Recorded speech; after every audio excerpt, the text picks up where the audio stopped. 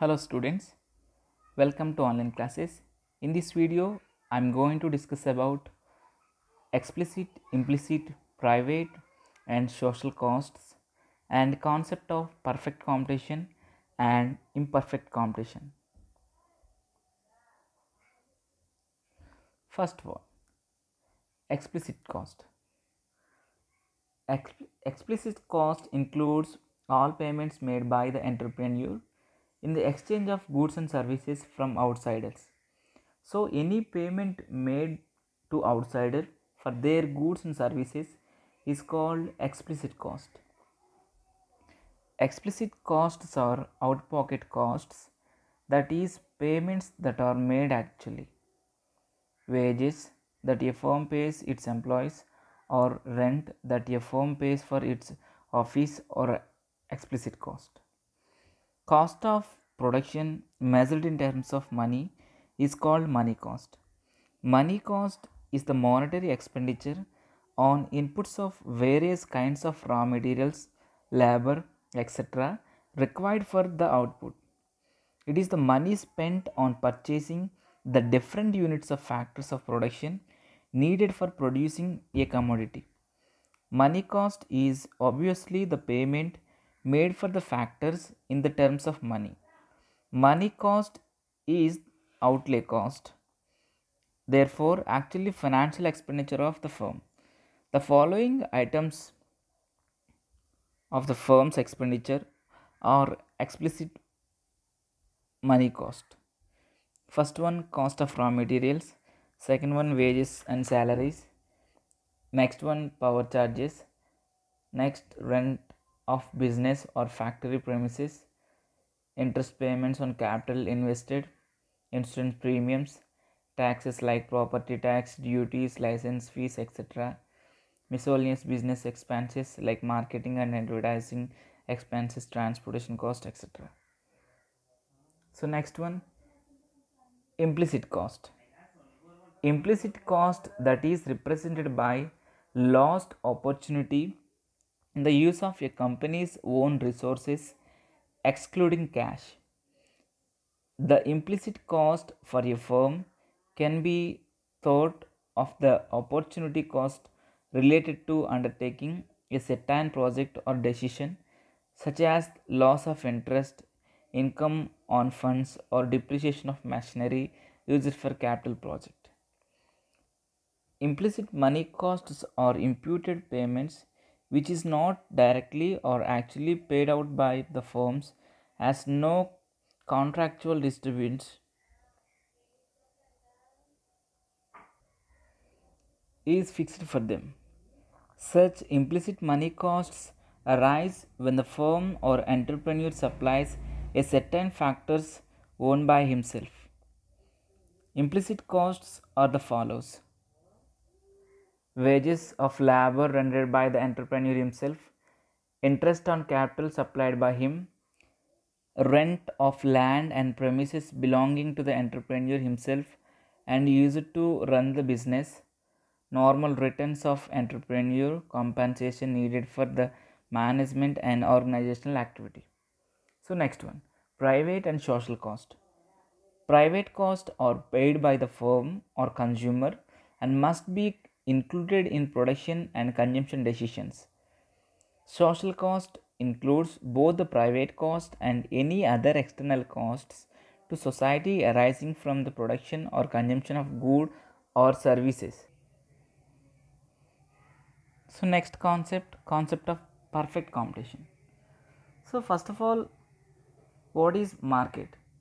Ordinarily or generally, market means a place or an area where buyers and sellers generally gather in order to buy and sell particular commodity. But in economics, market is defined differently by economists. The word market is derived from the Latin term mercantis, from the verb mercari, which means to trade. By a market, we don't mean stores or any physical location where buyers and sellers meet. In economics, market is defined in a broader sense. Market is an arrangement using which buyers and sellers can come into contact and exchange commodities at a negotiated price and a particular point of by time. Next one, meaning of market. In generally, market is understood as a place where goods and services are sold and purchased. In modern times, the concept of market has undergone tremendous changes. Commonly, the word market is used to denote place like vegetable market, fruit market, share market, etc. However, in modern days, a person need not to go to a play market to purchase or sell goods. Now it's possible to sell or purchase a good without going to market with the help of communication facilities. We can observe that people are placing orders for goods through telephone and other internet facilities from distant places. Edwards defined market as a mechanism by which buyers and sellers are brought together. So next one, competition based market. Based on the nature, the competitive markets are classified into two, namely perfect competition and imperfect competition. First one, perfect competition. A perfect competitive market is one which the number of buyers and sellers is very large, all engaged in buying and selling a homogeneous product without any artificial restrictions. Hence, there is absence of rivalry among the individual firms. So, this is about perfect competition. So, next one is imperfect competition. So, imperfect competition, it is a market situation where competition is not perfect either amongst the buyers and among the sellers.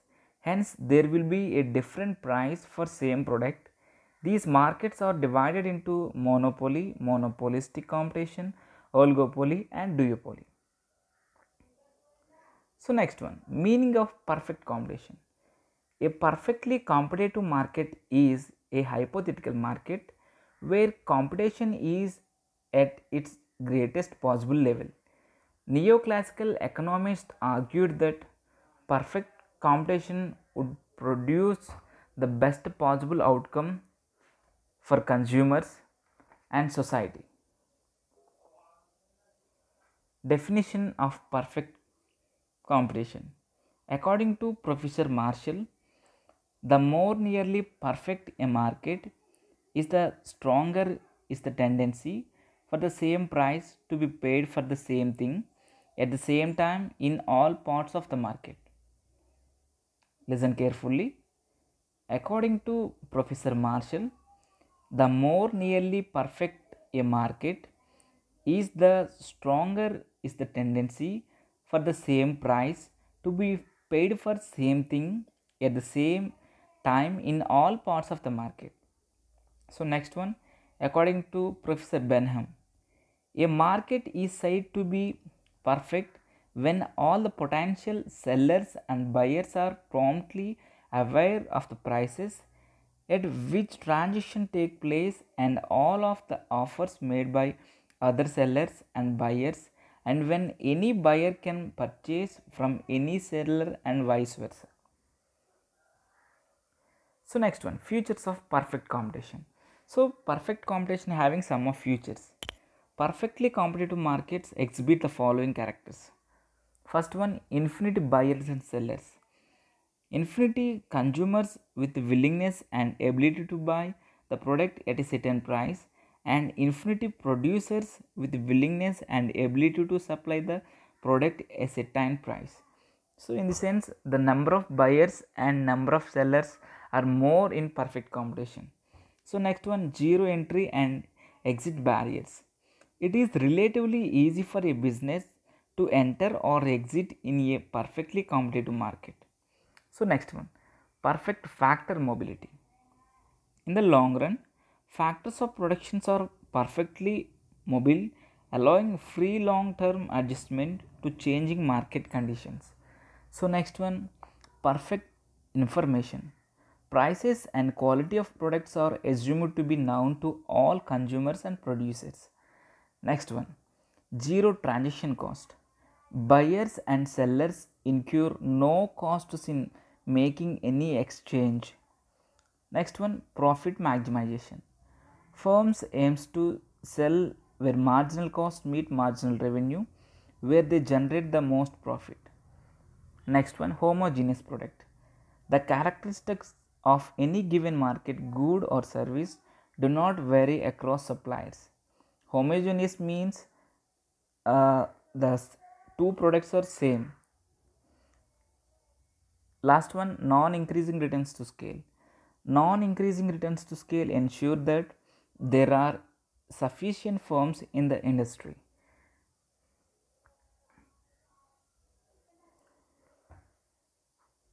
Next one, determination of price under perfect competition. So, assumption behind a perfectly competitive market. So, it's having some of assumptions.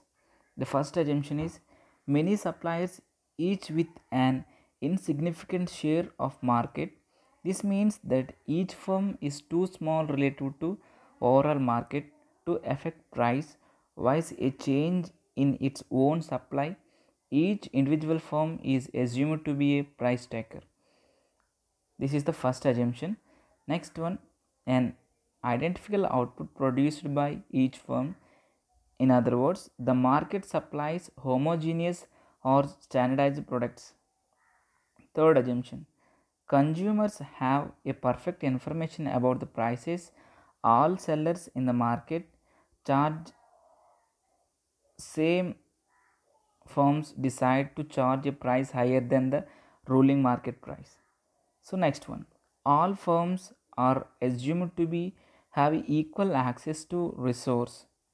Next one, there are assumed to be no barriers to entry and exit of firms in the long run, which means that the market is open to competitive for new suppliers.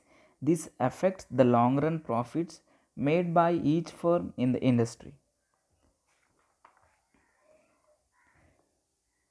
Before Marshall, there was a controversy among economists on whether the force of demand or the force of supply is more important is in determining price. Marshall gave equal importance to both demand and supply in determination of price. According to him, both blades of his scissors are important for cutting a cloth. So, is the both demand and supply essential for determination of price?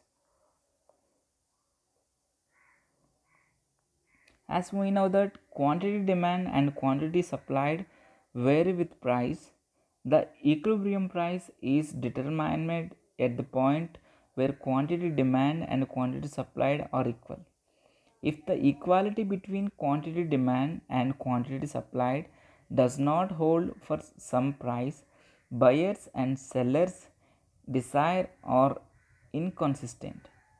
In case of either quantity demand by the buyers is more than that offered by the sellers, or the quantity supplied by the sellers is greater than the quantity demand by the buyers, the price will changes so as to bring about equality between quantity demand and quantity supply.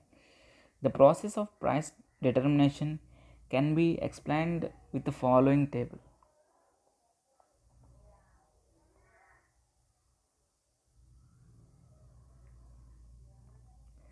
So price per unit first, next one quantity demanded, third one quantity supplied, pressure on price. It is seen in the table that when the price is 3 per unit, quantity demanded and quantity supplied are equal at 15 units. When price is 5 per unit, quantity demanded is 9 units and the amount offered at the price is 18 units is greater than demand, and there will be the tendency for the price to fall, because at the price 5 some of sellers will be unable to sell the quantity they want to sell, therefore they will reduce the price in order to attract the consumers. Similarly, at price 4 rupees quantity demanded 10 units is less than quantity supplied 16 units causes to fail in price. Similarly, at price 1 rupee, quantity demanded is 20 greater than quantity supplied 0 causes to increase in price. In other words, at this price, the buyers who are willing to buy will find the quantity offered is not sufficient to satisfying their wants. Hence, those consumers who have not been able to satisfy their wants will induce to increase the price or willing to pay more for getting commodity. So in the figure, the price has been measured along vertical axis and quantity along horizontal axis. DD is the demand curve and SS is the supply curve. It is seen in the figure that at price OP, quantity demanded is equal to the quantity supplied. So OP is the equilibrium price. At price more than OP, supply is greater than demand, causes to fall in the price. Similarly, at price less than OP, demand is greater than supply, causes to rise in price. Hence, the equilibrium price OP is determined by demand and supply both. Next one, short run equilibrium of firm and industry. Under perfect competition, a firm takes price as given. In other words, in perfect competition, a single firm and consumer cannot influence the price by varying their supply and demand respectively. Hence, price remain constant in perfect competition. So, the problem is to determine the output level to maximize profit.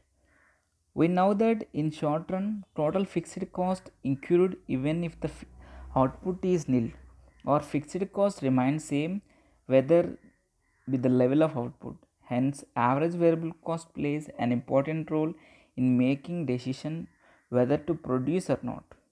If the price falls below the minimum average variable cost, then the firm will shut down in order to minimize losses.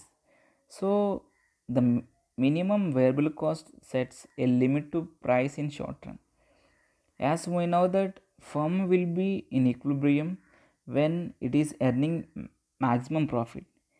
According to marginal cost and marginal revenue approach, a firm will make maximum profits when MR marginal revenue and MC marginal cost are equal and marginal cost curve cuts marginal revenue curve from below. The short run equilibrium of the firm requires short run equality between demand and supply. This can be explained clearly with the help of the following diagram.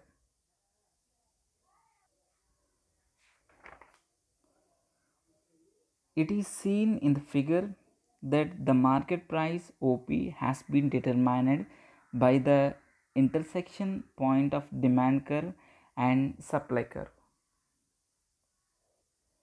So next one, long run equilibrium of the firm and industry.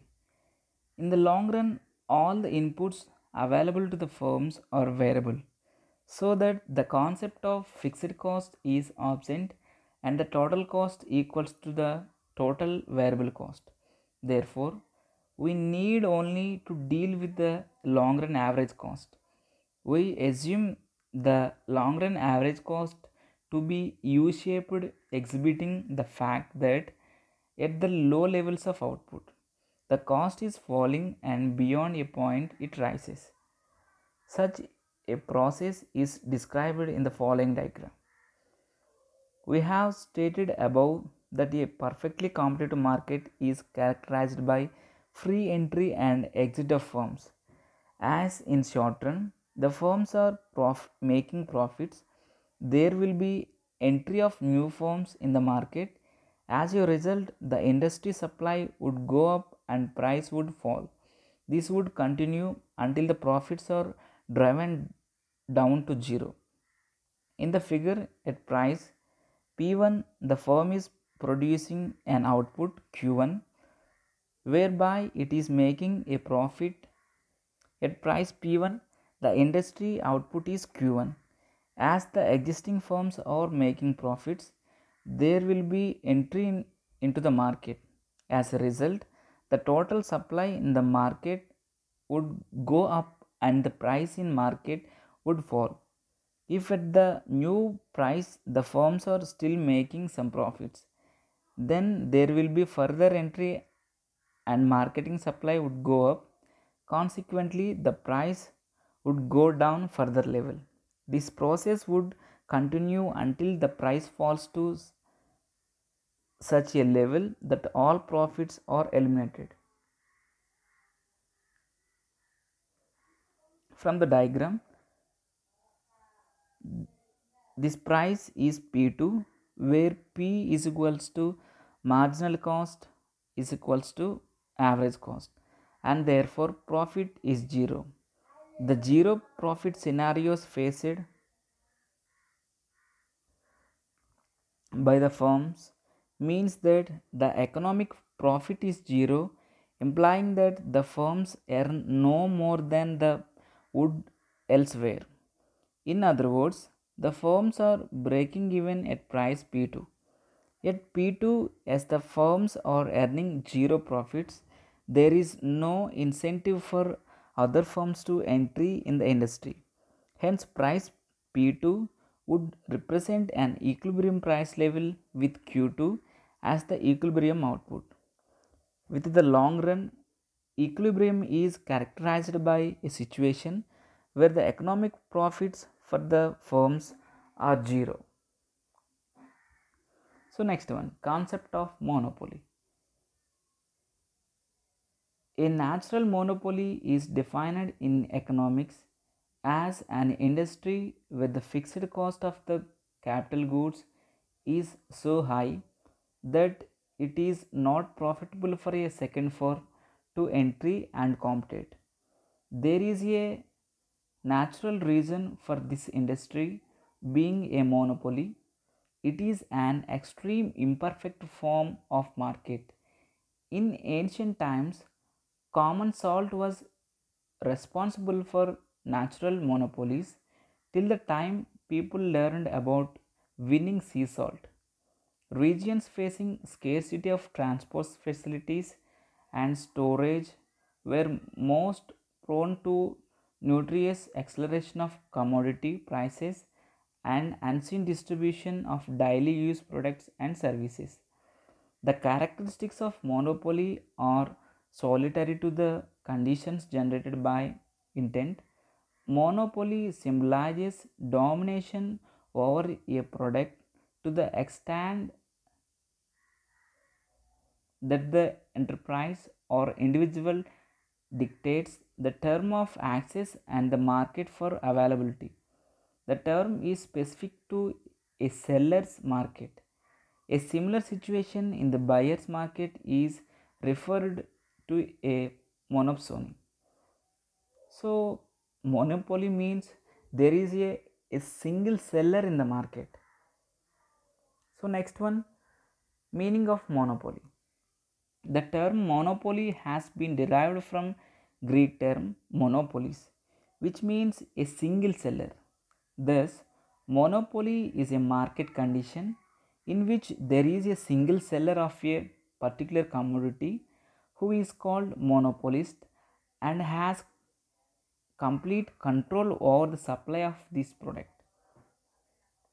Next one, definitions of monopoly.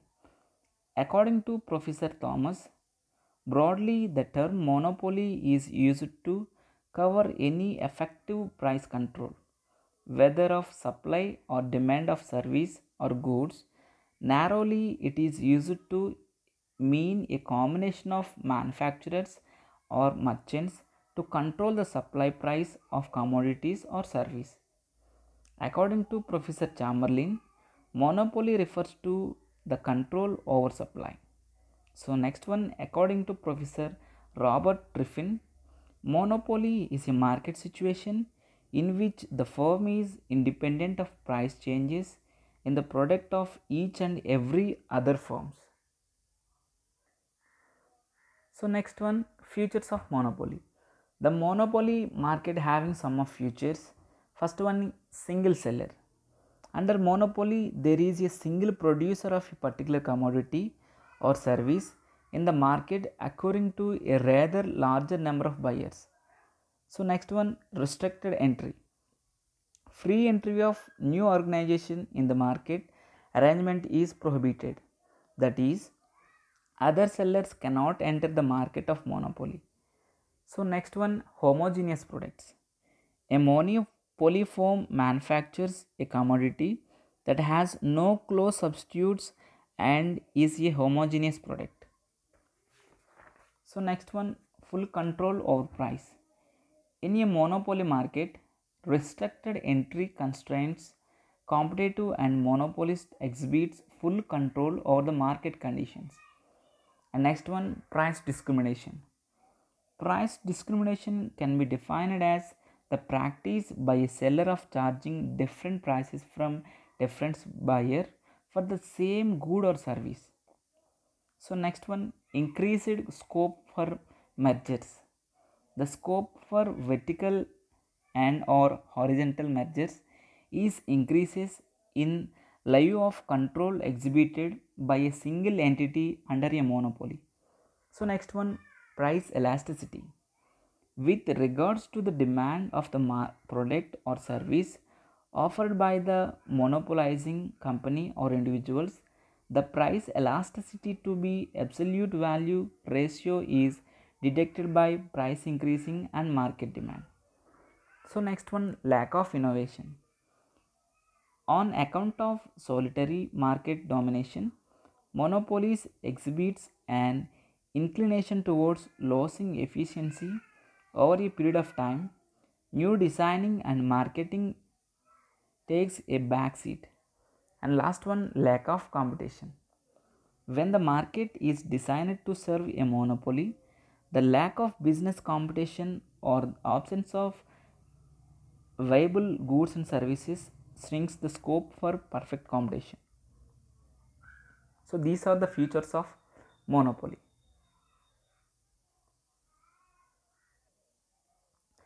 Price output determination under monopoly. A firm under monopoly faces a downward sloping demand curve or average revenue curve. Further, in monopoly, since a average revenue falls as more units of output are sold, the marginal revenue is less than the average revenue. In other words, under monopoly, the marginal revenue curve lies below the average revenue curve. The equilibrium level in monopoly is the level of output in which marginal revenue equals to marginal cost. The producer will continue to produce as long as marginal revenue exceeds the marginal cost. At the point where marginal revenue is equals to marginal cost, the profit will be maximum, and beyond this point the producer will stop producing. In the short run, the monopolist has to keep an eye on variable cost, otherwise he will stop producing. In the long run, a monopolist can exchange the size of plant in response to a change in demand. In the long run, he will make adjustment in the amount of the factors, fixed and variables, so that marginal revenue equals not only the short run marginal cost but also long run marginal cost. Pricing under pure monopoly.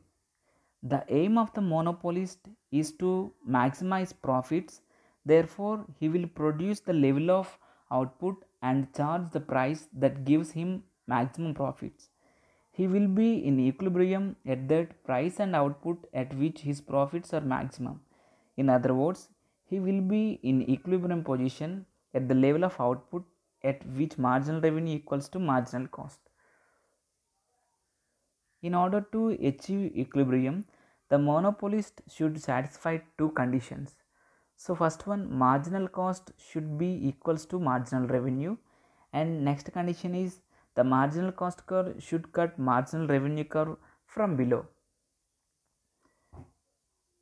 A pure monopolist is sole supplier in an industry, and as a result monopolist can take the market demand curve as its own demand curve.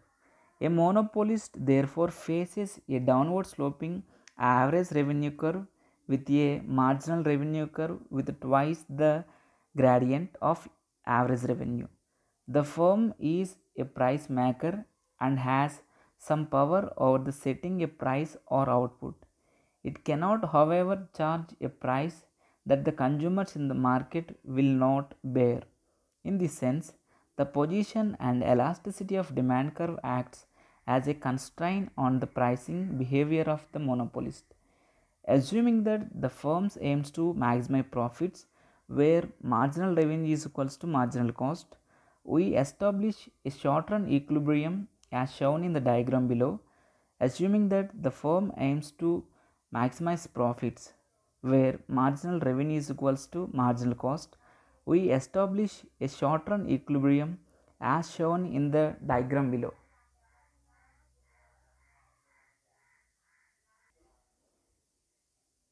So in this diagram, the profit maximum output can be sold at price P1 above the average cost at output Q1.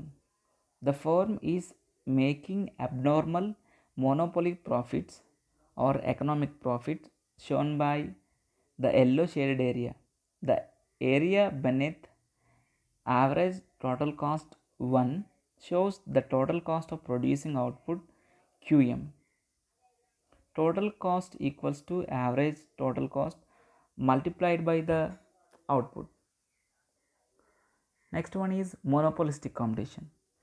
Monopolistic competition is a type of imperfect competition such that many producers sell products that are differentiated from one another, so goods but not perfect substitutes.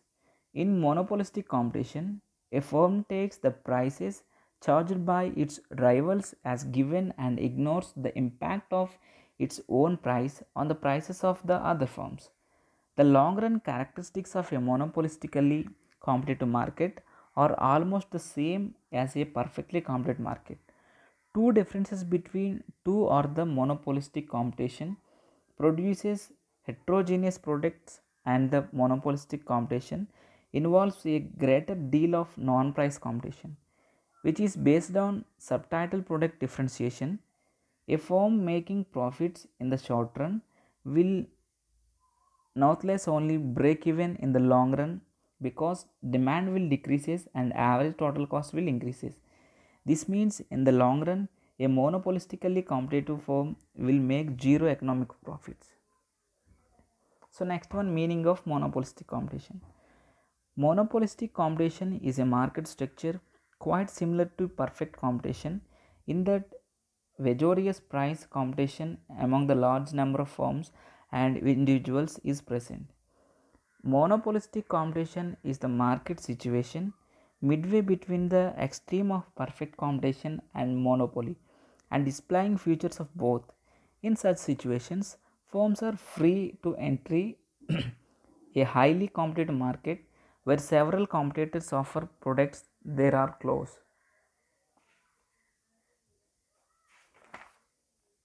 Substitute and therefore prices are at the level of aggregate cost. Some consumers have a preference for one product over another that is strong enough to make them keep buying it when even when its price increases, thus giving its producer a small amount of market power. Monopolistic situation is a common situation in all free markets. So next one, features of monopolistic competition. So monopolistic market having some of features. First one, large number of firms. Next one, product differentiation. And third one, absence of interdependency. And fourth one, selling cost. And fifth one, entry and exit. Thank you.